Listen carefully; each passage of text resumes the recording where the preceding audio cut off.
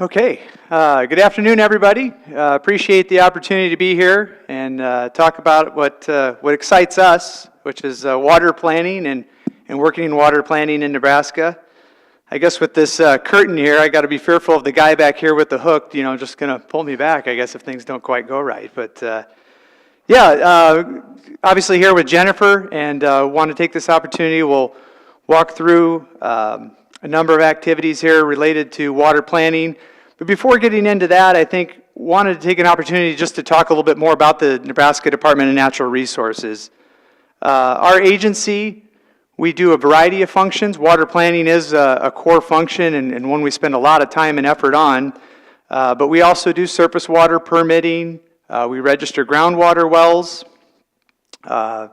We also work in floodplain management in conjunction with a lot of local agencies, have an active dam safety program, and a number of field offices throughout the state. Probably about 25% of our employees are in field offices, Cambridge, Ord, out in Bridgeport, Norfolk, Lincoln. And those folks do a lot of day-to-day activities, being out, meeting with the producers, administering water rights, inspecting dams, a whole host of activities that they're out in the field doing. But as I said, we're here today to primarily focus on water planning. And, of course, water planning, one of our sort of tenets is we pride ourselves in ensuring we're providing the sound science and support for managing Nebraska's most precious resource, water. And I don't think anybody could really disagree with that. I mean, water is just critical to so much of what Nebraska identifies itself on, and agriculture, and our recreation, and everything that a lot of Nebraskans kind of directly tie into their social and economic parts of their life. So we take that very seriously in our agency and in our role in this process, and we certainly don't do that alone. But as I go through this today, I think I'll start by just going back through some of those core tenets of water planning in Nebraska, how we sort of look at that process and what is important, and the core goals for Nebraska. I'm also going to give you a little bit of some of the history. It's hopefully interesting to a degree for those that are less familiar with it. And I think it's good to review because it's nice to go back and see how we've gotten to where we are today, and that it wasn't just random, but it actually had an intentional path of where we were going. Jennifer certainly is going to cover a lot of what's going on actively today and things that are wrapping up and all the activities that are going on across the state related to our specific water planning efforts. And our efforts won't even capture all of the efforts that are going on out there amongst other state agencies and NRDs and folks out there. Also, we're going to wrap up then, try to talk on some of our water planning challenges and opportunities that we see as we kind of move forward into the future, and always paying careful attention to where those are going to be coming from and trying to prepare ourselves for those.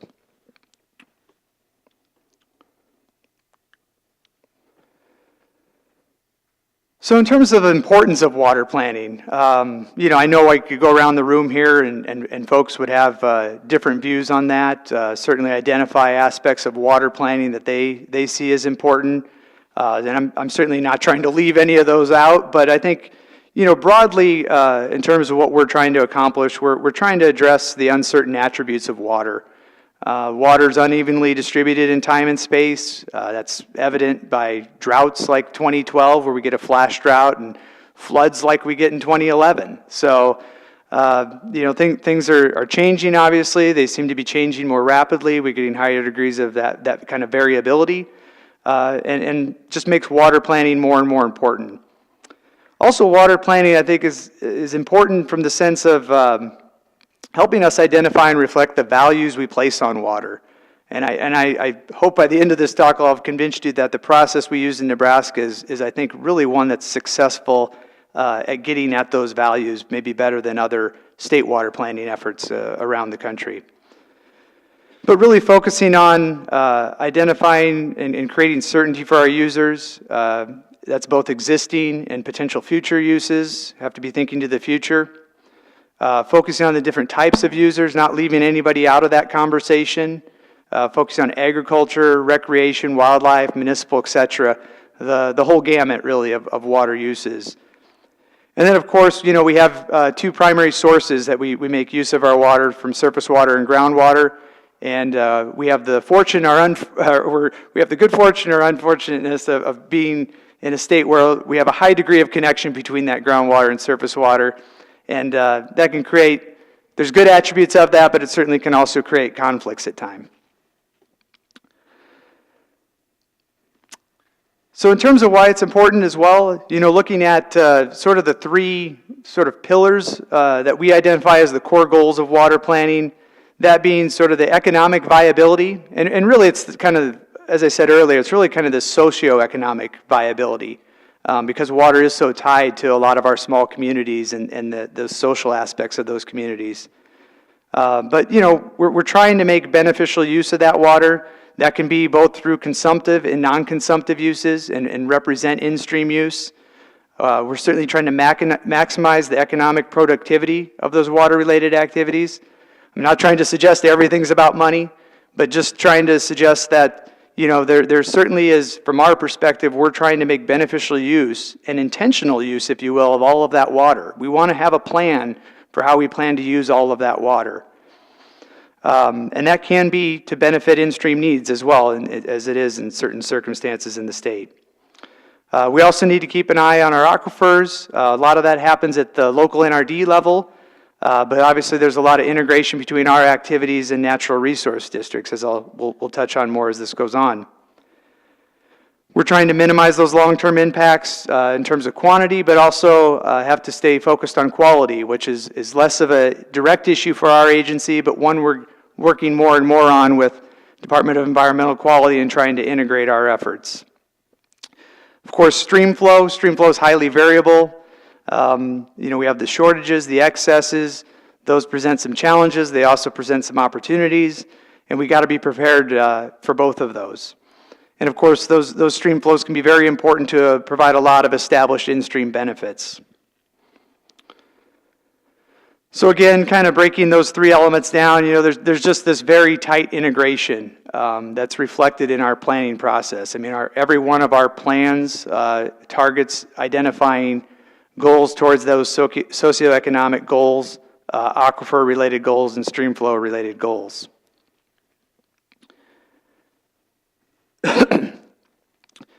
Certainly in terms of the value of water, at least when you look at it from the agricultural standpoint, it's very important. I don't have to tell anybody that in this room, hopefully, but you know, a couple studies I pulled out for this presentation. I know there's other information out there probably too to look at various ways you can quantify the value of water to Nebraska and irrigation. But you know, you can see, you know, there's one study identifies amongst the High Plains aquifer states that Nebraska gets about $2 billion of additional gross value added from irrigation, which is about 2/3 of the overall value that's added amongst the High Plains aquifer states. There was also a recent evaluation done by the Nebraska Farm Bureau looking at the 2012 drought, and specifically in that year when we had those extreme low water supplies, just that extra value that the irrigation provided. And that study indicated that there was $11 billion of additional value added to irrigation for farmers and ranchers in that drought period. So very important, obviously, from an economic standpoint. Obviously, water is also important to recreational uses. Everybody, I think, I ever run to in Nebraska loves to go out and recreate around water. And so you can see that's, I think, reflected in some of these stats here of, you know, 6 of the top 10 tourist attractions were around water, recreational water. Lake McConaughey, our largest reservoir in the state, attracted essentially the entire state's population worth of visitors in 2017. So making it the second most visited tourist attraction. So again, not inconsequential, the value of water, both directly kind of to our agriculture, obviously to our municipalities and industries, and to recreation. So amongst other uses as well. And then as I touched on a little bit previously, there's this connection between the aquifers and streams that we have to pay attention to, have to be prepared for and be planning for. And it's it gets complicated, but you know, we've got tools to stay on top of these things. I look at sort of the map on your left up there of the aquifer water levels since pre-development, and Nebraska's in a great place, especially relative to other high plains states. We do have our challenges though, and we have to stay on top of those. And I think that's also kind of working in concert in a lot of the state where we have hydrologically connected resources with the stream flows. And I love this chart here on the right, which is a hydrograph from the flood event that happened in 2013 on the South Platte River. You can also see the pictures there underneath the hydrograph.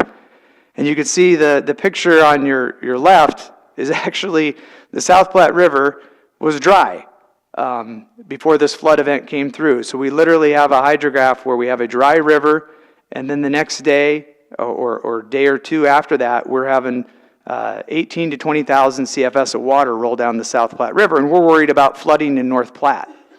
So this is the kind of variability that we have to prepare for, be planning for, and also be able to look at opportunities, because one thing we were able to do in this event is to divert excess flows, recharge that water into our groundwater reserves, and make this, you know, this sort of catastrophe and make it into a bit of an opportunity. So those are just things we look at doing in water planning all across the state.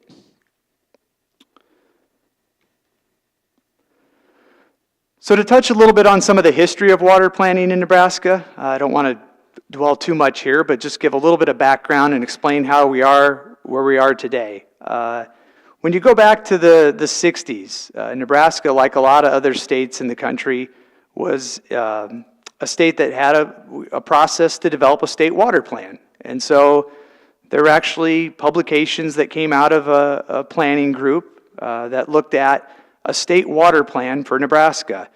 You know, this would have been back, of course, in the time when sort of large-scale regional water planning projects were still being looked at. You know, but then the 70s came, and a lot of those types of projects began to slow down.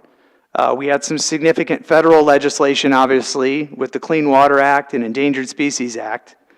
But then, of course, important to Nebraska, we also had a bill that established natural resource districts. And that bill established initially 24 natural resource districts. We're down to 23 today. But that was a very important aspect of state water planning. It sort of set us on a different course at an early point in time where we were going to do water planning different than other states. And so those folks that were doing the planning at that time made a recommendation to the legislature that said, we don't think this state planning effort is particularly useful, and we think there's a better way. And so they were tasked with going back and examining the process and coming back with a recommendation to the legislature. These are a couple of quotes that came out of some of their reports that were submitted to the legislature and governor when they made their recommendations. I find those two in the middle especially kind of amusing in that, you know, their quote about experience has shown that published plans frequently become outdated rapidly, and some serve only to collect dust after a short time.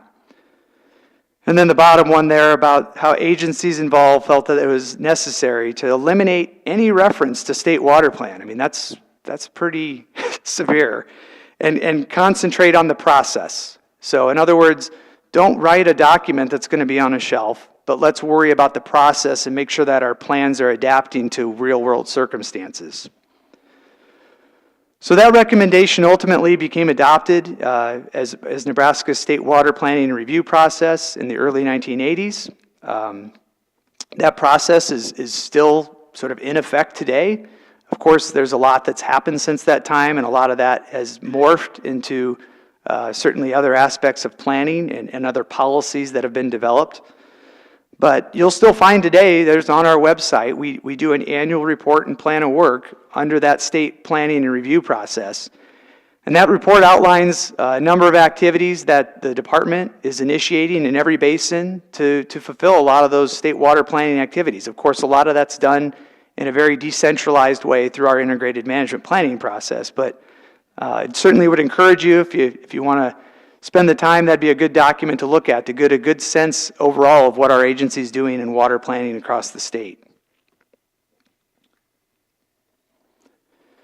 So through the 80s, there were a number of policy, sort of what they called policy issue studies. These could have been things like looking at how to establish in-stream flow rights and in-stream flow protections, looking at how to bring water quality management into the authorities of NRDs and addressing some of the different federal legislation that would have came along the way, and bringing that into our policies. Of course, a big one for us was the policies around integrated management. How do we manage this hydrologically connected resource when you have a state agency that's managing surface water and you have local natural resource districts that are managing groundwater? So that one took a little bit longer to work on, but certainly came out of these initial processes and looking at policies to be recommended. And ultimately that ended up with us having our water planning and integrated management laws that we have today. So really, our current approach, going back to what those initial folks that recommended getting rid of state water planning focused on, which was to focus on process and not a document plan, that's really what we have today. We really focus a lot of our effort on that process, making sure that these plans are very tailored to be unique for each natural resource district area. There's obviously a heavy component of local control reflected through the natural resource districts and the broad authorities and controls they have over groundwater. We try to make sure we can meet our controls over the surface water resources and measure and match those up with those NRD controls. But that's done through stakeholder processes and a lot of communication with those local NRDs. Of course, recognizing that hydrologic connection is critical for long-term planning. And then, of course, we're focusing on a very decentralized approach to water management. And this isn't only in sort of water quantity management, but other aspects of water management as well. So when you kind of look at the current era, if you will, of water planning, this is from a brochure actually that our agency developed, and I put some copies down here on the front table for those that are interested, but largely what this is trying to show you is the distribution of authorities amongst 6 state and local agencies to manage surface water quantity, groundwater quantity, surface water quality, and groundwater quality. It takes a lot of communication, takes a lot of effort to make that happen in some instances, but everything's sort of covered. Nebraska likes to do this differently. That's okay. And it's been working effectively. And I think that's in large part because of the type of communication that we've been able to develop, strong communication between our agency, other state agencies, and local natural resource districts that play such a significant role in a lot of the implementation activities. So I would certainly encourage you to pick one of these up if you have more interest, especially on some of the history and overarching water planning roles that agencies have. This sort of outlines a timeline of various key legislative activities that happened, and then also those roles that each agency has. So with that, I'm going to go ahead and try to turn this over to Jennifer without making too much noise here. So. All right, thanks, Jesse, for going over all of that background. And good afternoon, everyone. As introduced, I'm Jennifer Schellpeper with Department of Natural Resources. And so I'm going to dig a little more into those details that Jesse's been talking about in terms of the integrated water management planning activities across the state of Nebraska. And so first, I'm going to add a few details on the statutes and how they change through time around integrated water management planning.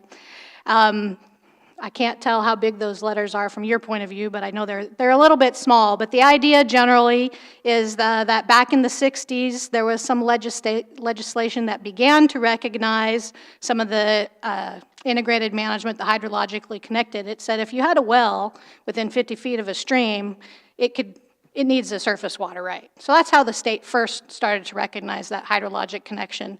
Then in the 80s, we had another statute change that came along, and we recognized that canals that are out there along the systems of the rivers, when they took water, they could recharge the aquifer. And so that surface water is being recharged into the groundwater, and so that was recognized again in surface water law. Then you have another step forward in the 90s, and that was allowing natural resources districts, so those local planning entities that Jesse mentioned, to come to the state and say, hey, we want to initiate with you a planning activity around hydrologically connected groundwater and surface water. Would you engage in that activity with us? And then in 2004, we took another big step forward where we said, well, rather than having the NRDs initiate that process, how about the state looks across the state and we say, okay, across these different basins, how much water supply do we have? How much water demand do we have? And are those in balance? And if we aren't in balance, then let's initiate a planning process to bring hydrologically connected groundwater and surface water together. And then since 2004, that law has been tweaked quite a bit. There are a couple more boxes up there. You can see it gets a lot more busy on that slide. So we've made some improvements then through time as we've learned how to really proactively implement this statute on integrated management. We've added in provisions for some voluntary planning.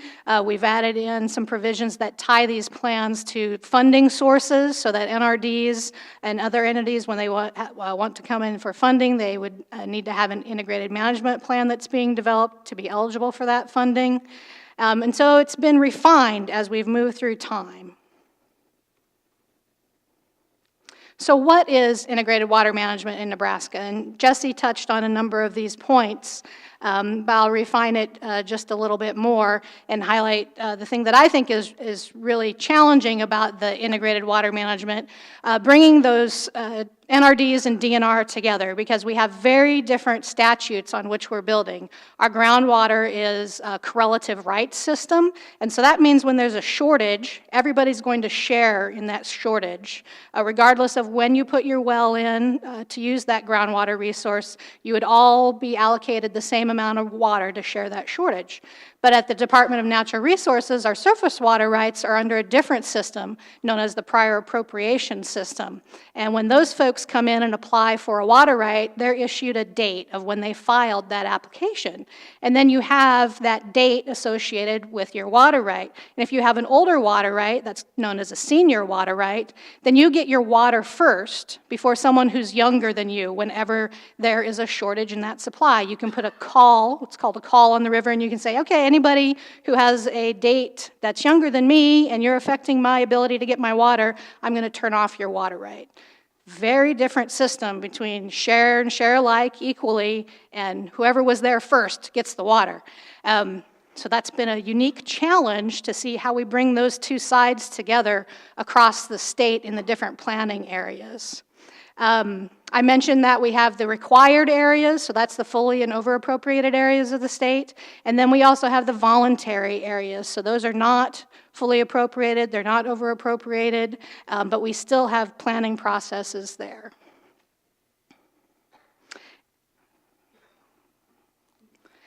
There are some essential goals of any integrated management plan. We develop them to protect the investments of existing water users from the impacts of overuse. So we're looking forward into the future to see that we're preventing that, or if we're in a case where we're already there, how do we coming back to that balance of water supply and the demand so that we recognize the impacts on existing users.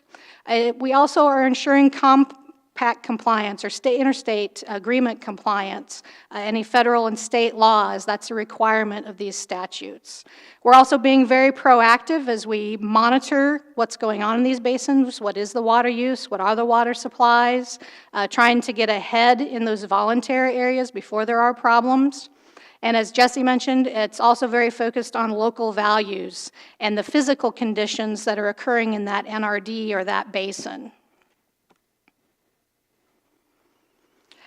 As we've been working through these integrated management statutes over the last 15 years, We've found that we really need to build all of this on a great foundation of science. So that's what you see on the pyramid on the right-hand side of the screen. We've got science sitting as the foundation of our integrated management planning. So that's where we apply our land use data, we have our water use assessments, we're monitoring the use of the canals, we monitor what's in the streams, we monitor water levels. All of that information goes into our models and tells us where are we at in terms of balancing supply and demand. And that feeds then into the next tier of our pyramid, which is the planning and public participation process. And that's where we really engage the stakeholders, and that's a requirement of the statute, again, for integrated management to engage those stakeholders. There's even lists of who needs to be included. We need to include some of the irrigation canals, irrigation districts across the state. We look at industrial users, municipal users. We've invited game and parks folks, DEQ folks, and a lot of folks in the basins who work around the finances or the economic investment. So bankers, local chamber of commerce, and those sorts of folks are invited into this public participation process. And we go through a series of meetings. Depending on where you're at, it can be a different set of meetings, but facilitated meetings where we're soliciting that feedback from those stakeholder groups, and then we use that in the plan writing and the goal setting for these different areas. And I'll be giving you some examples of what some of the goals look like in different areas across the state. And then a very important aspect at the top of the pyramid is the implementation of the plan. We don't want the plan to be written and then sit on the shelf and collect dust. So we are actively implementing these plans. And even as we're developing them, we're thinking about, okay, when we write this goal, do we believe it's something we can really do? What are the actions we're going to be carrying out? So in implementation, we get into the details. We do project conceptualization. We start to figure out where the funding is going to be coming from, get that solidified. We think about those sources in the plan writing too, but we really put it into place in implementation. And then we're monitoring it, we're reviewing it, we're seeing how things are progressing, and we want to know, are we meeting our goals? Are we meeting our objectives? And if we aren't, then we need to go back and reconsider what are our goals and objectives. Do we need to change any of our action items to meet those goals and objectives? So where is water management, integrated water management occurring in the state right now?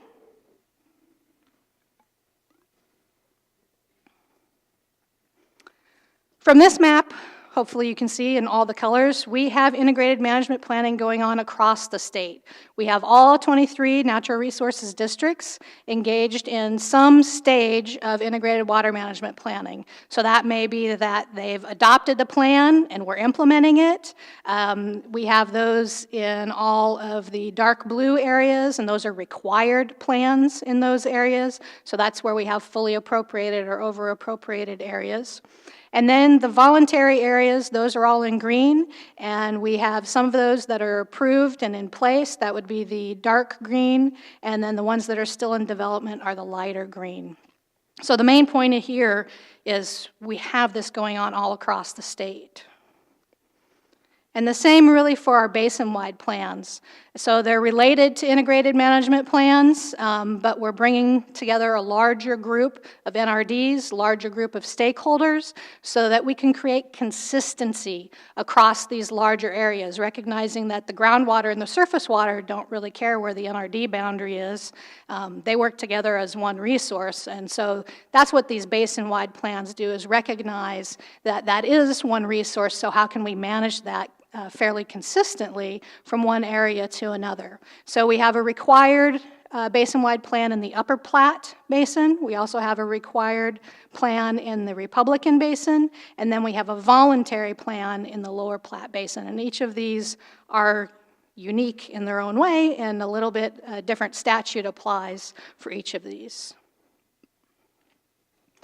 So what has it looked like through time? I told you that the statute was passed in 2004 when integrated management water planning came into place. So at that time, we didn't have any planning activities going on.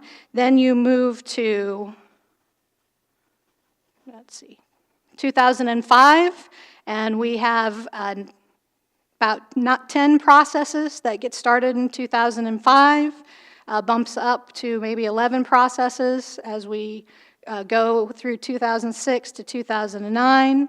Then in 2010, voluntary integrated management plans are passed in statute, so we bump up again, and we have upwards of 15 planning activities going on across the state.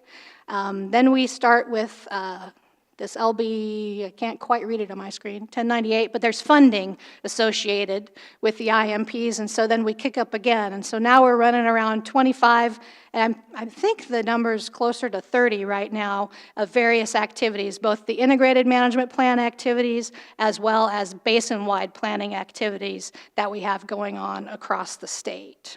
So it's definitely ticked up over the years since I've been involved, and it keeps us very active going across and visiting folks across the state. So how is that applied then? So a closer look at what we've done in the Republican River Basin. Here we have 3 different aspects going on all simultaneously. We have an interstate compact, we have basin-wide planning that's occurring, and we have individual integrated management plans that are occurring. So what do we know about the compact? Just a couple of points here. This is a compact between 3 states, and so it keeps, between those 3 states, it divides the water that everyone gets. And it's important because if we violate that compact, then that could lead to damages, which the state would need to make up for in dollars or water payments to the other states. So it's really important that we stay in compliance. And if you recall from what I talked about the statute, one of the requirements in statute is that we remain in compliance with interstate agreements, and this is one of those that apply in the Republican Basin. And it's changing through time. That's another important thing to notice as we go through, like the final settlement stipulation is noticed in, stated on here, that changes. And then we have ongoing resolutions with that group that change. So as those situations change, the plans need to be able to adopt to that as well. So the basin-wide planning process in the Republican River Basin actually was started in 2014 when the law changed. We did a kickoff meeting in 2015 of the stakeholder process. Again, that's where we involved all of those different interests across the basin. We actually put out an invite in the newspapers to invite folks to come in and say they were interested. We had 15 stakeholder meetings and 22 coordination meetings in that period of time between 2015 and 2018 to work through all of the issues, to have the conversations, to get a plan put in place. And where we are now is that plan is going to be adopted and effective by April of this year. So we're very excited that that's come into place. Now, it was a little bit of a bumpy road to get there through all those stakeholder processes. I didn't realize these were going to come on one-on-one. I'm trying to get to the next slide, so hang on just a second. A little bit of a bumpy process. When we started in 2015, we went through a couple of meetings, and when we heard from the stakeholders that they didn't feel perhaps that their process, their information, the things they wanted to tell us was really influencing how we were doing those meetings. So in March of 2016, we held a listening meeting with the stakeholders where we went in and we just opened the mic and said, hey, we want to hear from you guys about what you think is going on in this basin. What are the issues? What are the problems? What do we need to talk about? And what are the solutions in this basin? We spent a 4-hour meeting having that conversation and hearing what they had to say and making sure that we were capturing that in our notes. And then from that point forward in the stakeholder process, we let that really drive how we did the remainder of those stakeholder meetings. We brought that information back to the group. We had categorized it, put it into hopefully groupings that they could understand, and then we could work through and we could prioritize all of that information so that we could develop a set of goals and objectives through that process. We really encouraged the discussion of the issues among the various stakeholder groups and the various stakeholder interests. We heard a lot from them through that process that they were very appreciative of that exchange of information. You know, one of the things that we had the surface water guys talk about how they they operated, how the surface water laws applied to them. We had the same thing on the groundwater side, and at the end of that conversation, they were thanking one another for having shared that information. So I think that was really great when you can see the stakeholders in the process who perhaps had been angry with one another up until that point could say, hey, I understand where you're coming from. I understand what your point is and why you have these issues, and that makes more sense to me now.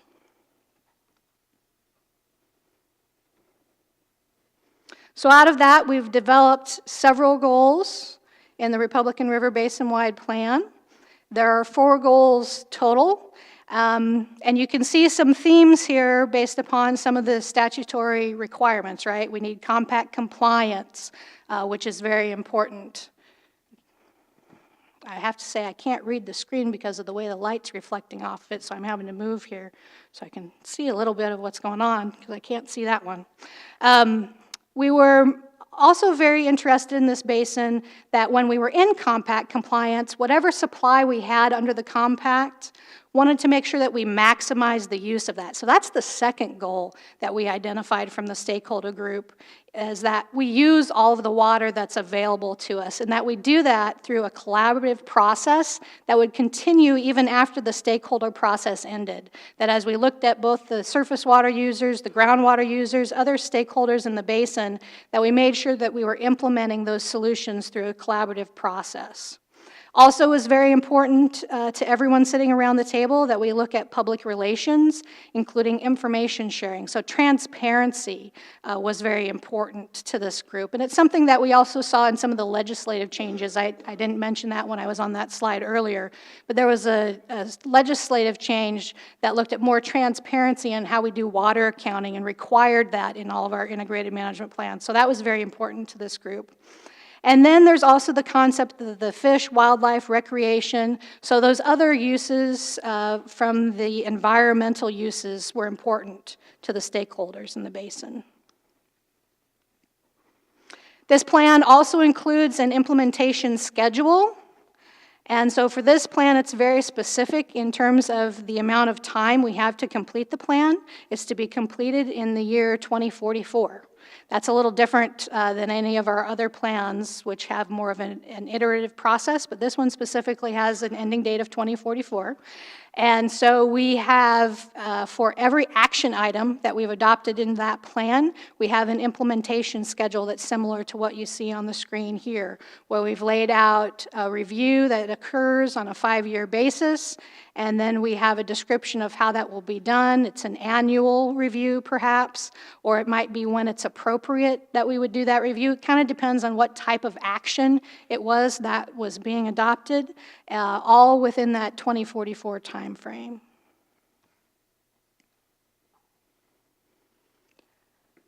Through this process, we think we've really improved communications.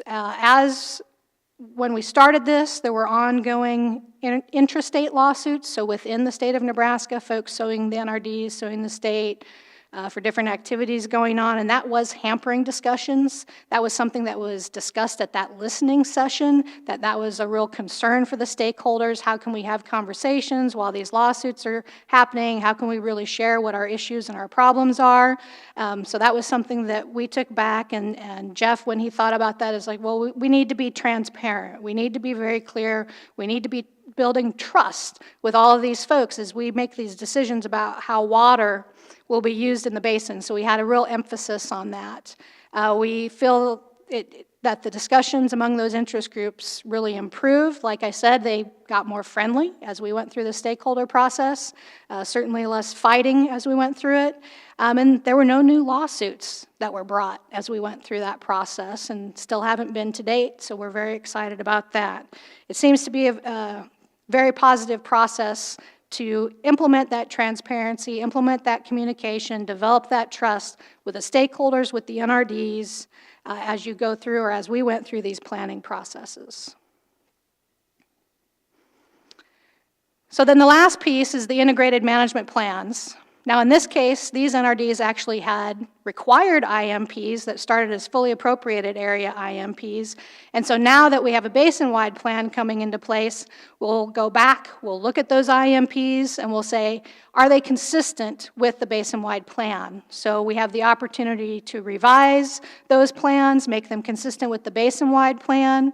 It also, these IMPs provided mechanisms for the state and the NRDs on interstate compact activities. They've been doing that all along since they were put into place back in early 2005. And they have the flexibility in them so that they allowed for the creation of streamflow augmentation project, which was for purposes of compact compliance. The NCORP projects, perhaps some folks have heard of that. So that's a great flexibility that we have in these integrated management plans to create those kinds of solutions for compact compliance purposes. Again, each of these individual IMPs follow a stakeholder process, and as I've mentioned, it's adaptive planning, so we'll keep changing as the basin-wide plan gets implemented and as the Republican River Compact moves forward. So just to contrast that really quickly with some of the other basins where we're working on planning. In the Upper Platte, here we have a similar system where we have an interstate agreement, a basin-wide plan, and individual integrated management plans all going on simultaneously and working together. The interstate agreement is the Platte River Recovery Program, which is agreement between 3 states, including some federal agencies and water users in the basin. And it's about endangered species compliance for Section 7. And why does it matter? Well, it provides coverage for new water uses in Nebraska. It includes coverage for existing water users in Nebraska. We have some hydropower plants that rely on federal licensing. We have irrigators that rely on some federal reservoirs for their water supply, and those canals supply water for the aquifers as well when they leak into the groundwater system. And then municipalities, cities and towns across the Platte Valley, they also rely upon getting federal dollars for their water systems. So all of those things hit that federal nexus for endangered species consultation. Previously, folks would have to individually consult. Now with the new depletion plan, the Platte River Recovery Program, that is all covered for them because the state and the NRDs participate in that program. So that gets brought into our basin-wide planning process. I just wanted to reiterate here that similar to what I showed in the Republican plan, we have a stakeholder process. It started in 2016, was going through 2019, and this is a second increment basin-wide plan for this basin. We had an original increment that had started in 2009. It ends in 2019, so we needed a new updated plan. So that's what we've been working on since 2016, is that new plan. We've had a variety of meetings with those stakeholders, and we finalized goals and objectives with that group in September, I believe it was, of 2018. And so this plan requirements are a little different. We look at this every 10 years, whereas, like I said, the Republican basin-wide plan is a 30-year plan from the beginning.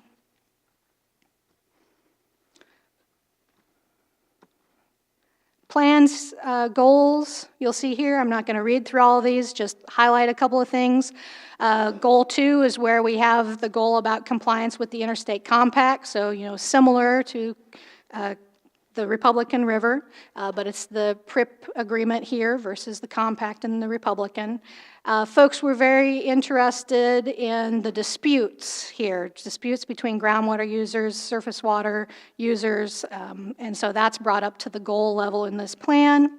And partnering with municipalities and industries. The main thing is that it's flexible. You'll see these goals don't read the same as the goals we saw for the Republican. Really, how these are put together are driven by local conditions and driven by what we hear from the stakeholder group when we have those meetings. There was a lot of interest in economic impacts of the supply variability, so that's driving some of the objectives that you'll see for this plan. There's also a requirement for a drought plan here. We have that also actually in the Republican River plan. And there was a real desire for improvement on the information sharing with stakeholders. So similar to what we heard in the Republican basin from those stakeholders about transparency, being very clear, being very open, we heard that from this group as well. And then the development of conjunctive management projects, that's really a success story from the first increment implementation of this plan, and that's where we had local natural resources districts partnering with irrigation canals to maximize the water supplies and the utilization of the water in those areas. We have a number of them that were going on across the basin. In one year when we had a large flooding event, we had 23 canals participating, all in diverting some floodwaters, some excess flow, getting them into the canals, recharging the aquifers when we had the opportunity. And so we want to continue working with those excess flows as we move into the future. In the lower Platte River Basin, here we don't have an interstate agreement, so that makes it different. We also are in a voluntary area, so it's a voluntary basin-wide plan and voluntary integrated management plan in these areas. Again, though, a similar process, even though it's voluntary, we have the flexibility to participate in the voluntary plan. We still had an ongoing plan development process and then an increment process. In this case, they chose a 5-year increment for how this plan would be implemented. We'll be doing annual meetings here. And an interesting item that's noted on this graphic down on the bottom, we have different integrated management plans shown when they came online. So as the basin-wide plan was being developed, we have 4 IMPs that were also being put into place. And then once we've moved into the first increment of the plan, we've had another 3 integrated management plans put into place. So these were kind of moving forward at the same time between the integrated management plans and the basin-wide planning effort. Now that we have the basin-wide plan in place, again, we have the flexibility to go back, look at those integrated management plans that were adopted early before the basin-wide plan was put into place, and make some changes to those plans.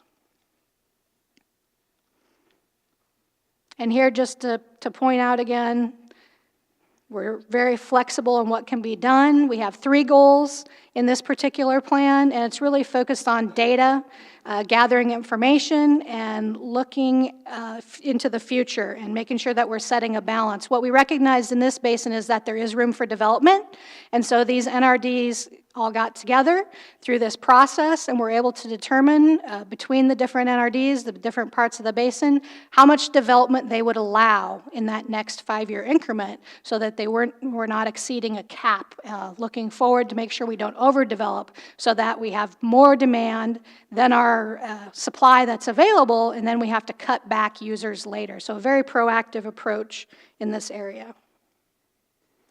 So integrated management planning is proactive, it's adaptable, it's customizable. We want to look at optimizing that stream flow. We've got multiple tools and approaches. I didn't touch on that a lot today, but you can find that on our Insight website. It is very data intensive, so the science at the bottom of the pyramid, there's a lot of data for every square mile of the state of Nebraska that we put together. Hopefully you could also see it was very time intensive from all of the stakeholder meetings, all of the coordination meetings. Just that side of it makes it very time intensive to really engage the stakeholders to make that a positive process.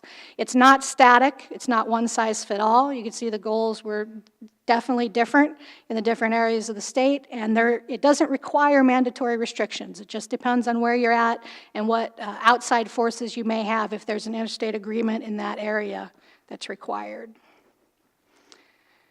The success stories, I think I already touched on these, but compliance with Platte River Recovery Program. We've been meeting all of the goals that we have under that. We're moving towards our goals to achieve and sustain a balance of those water supplies and water uses in the Platte as well.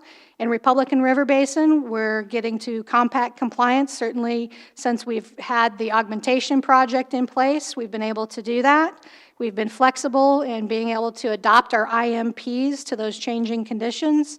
And statewide, we think it's great that we have all of the NRDs participating in the IMP processes. We also think it's great that we have the water sustainability funds now that are available to continue this planning work and implementation work, and the development of the partnerships. I think that's very important that we've seen through this recent process with all of our stakeholders. The trust, the transparency, putting all of that together really helps to move things forward in the basin.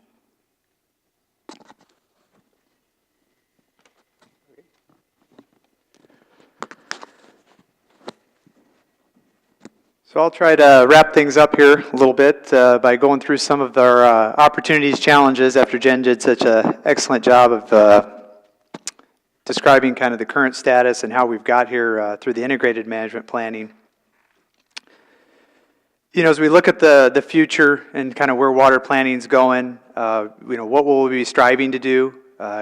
You've heard it a lot today. We're going to ensure that the best available science is being used in our decision-making process. That's sort of a standard that's embedded in every plan. It's demanded of us by the stakeholders and something we take a lot of pride in. We're going to continue to try to engage those stakeholders and interest in key policy decisions. We're not trying to do this in a vacuum. We're trying to make sure there's a lot of collaboration going on in the development of these plans. We're going to develop approaches, provide a framework that sustain those core goals that I covered earlier, and you know, making sure that those goals can change through time, and we want to make sure we stay in touch with those as well. Of course, a lot of the focus is always about protecting existing users. That's a key element of every plan, is having processes where we can ensure those investments are protected. We got to work collaboratively with our interstate partners and our federal partners. Federal laws can change over time, as we've seen, and affect our water policies. Obviously, those interstate compacts, decrees, agreements that we work on have an effect. Why we've worked a lot to develop better partnerships and relationships there as well.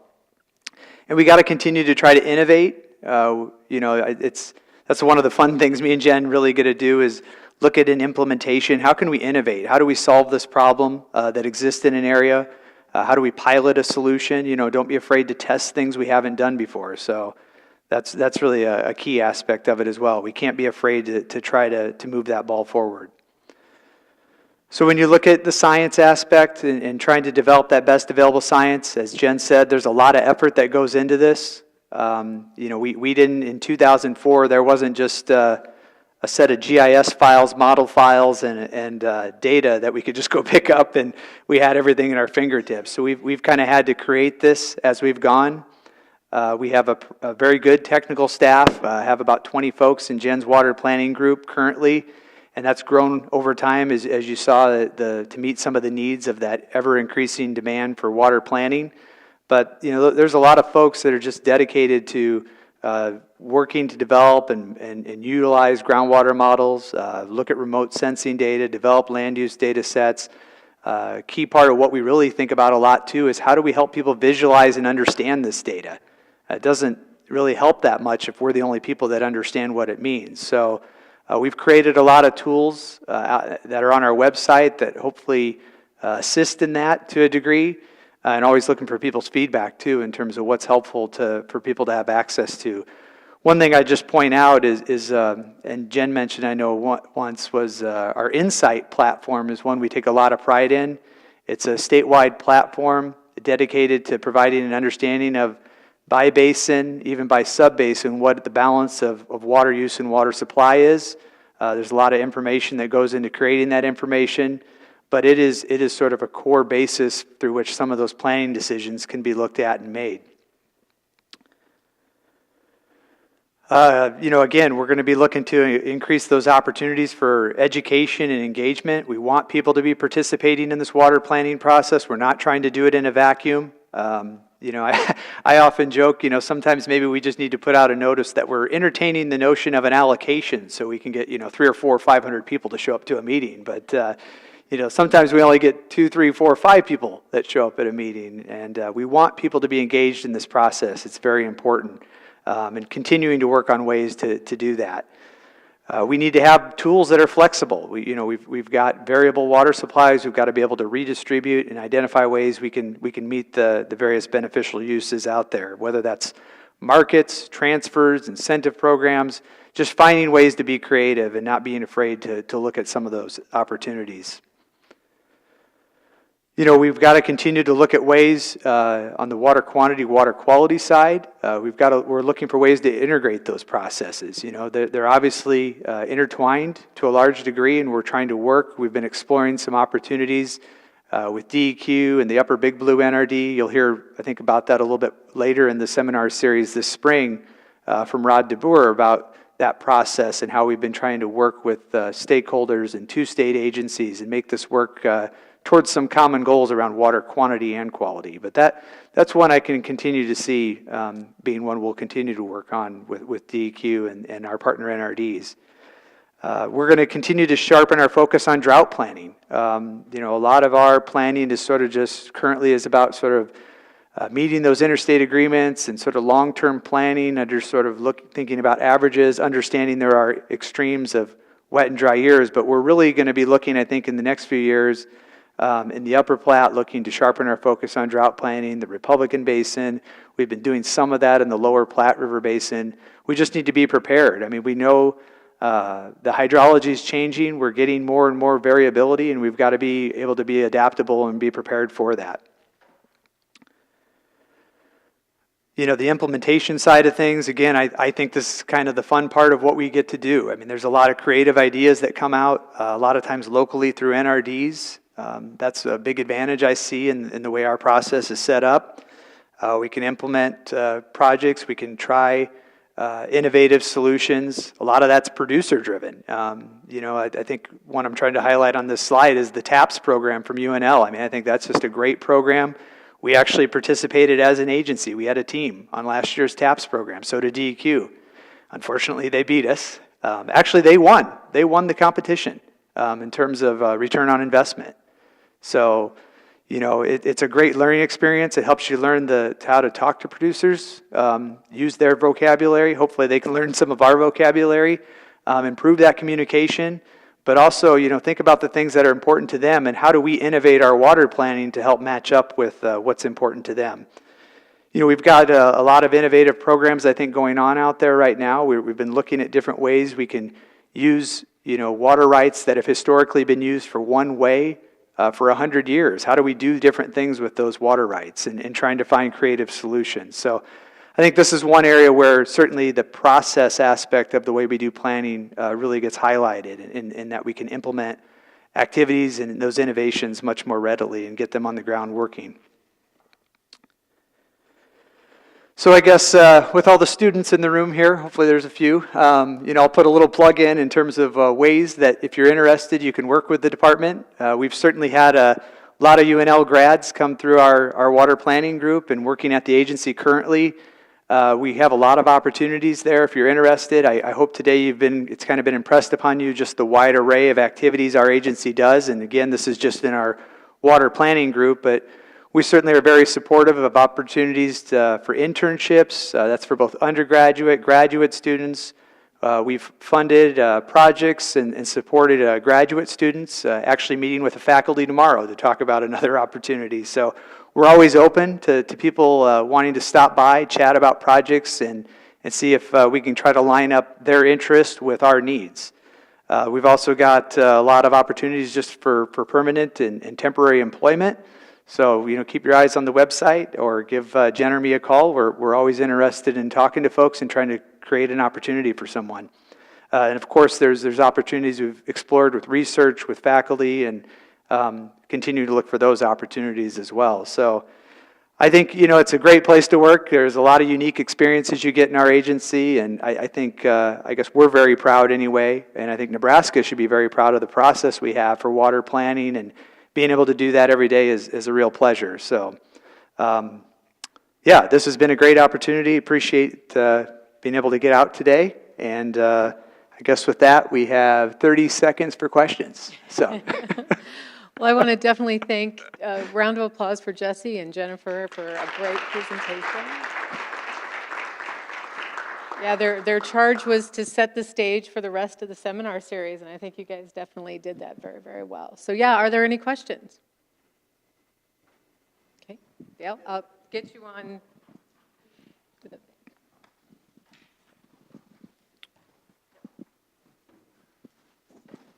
Thank you. That was really an impressive story that you have to tell. I think you have a lot of reasons. We all have a lot of reasons to be proud of the water management that we do in the state. I have a question for Jennifer.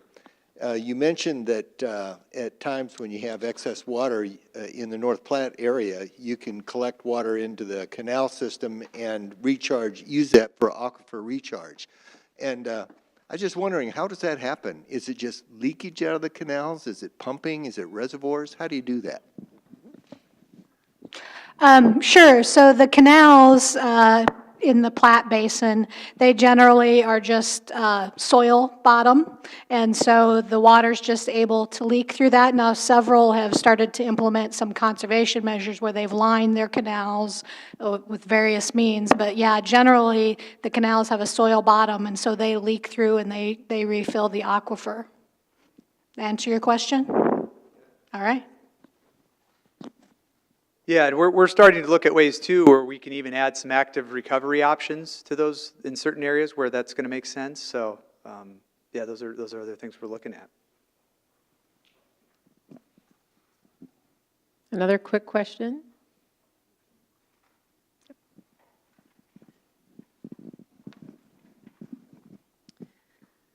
The term excess flows gets used a lot, and from an ecological perspective, you could argue that there is no such thing as an excess flow. So could you define what you guys mean when you say excess flows? Sure, yeah, I think at least as it's been kind of put to the test thus far, you know, we've got, I mean, the Upper Platte being the prime example, you know, we've got those ecological needs have kind of been identified by the Fish and Wildlife Service through a set of targets that they want to see in the river. We have, of course, hundreds of appropriated uses of the river, both for in-stream and out-of-stream. I mean, certainly Game and Parks holds in-stream dedicated use.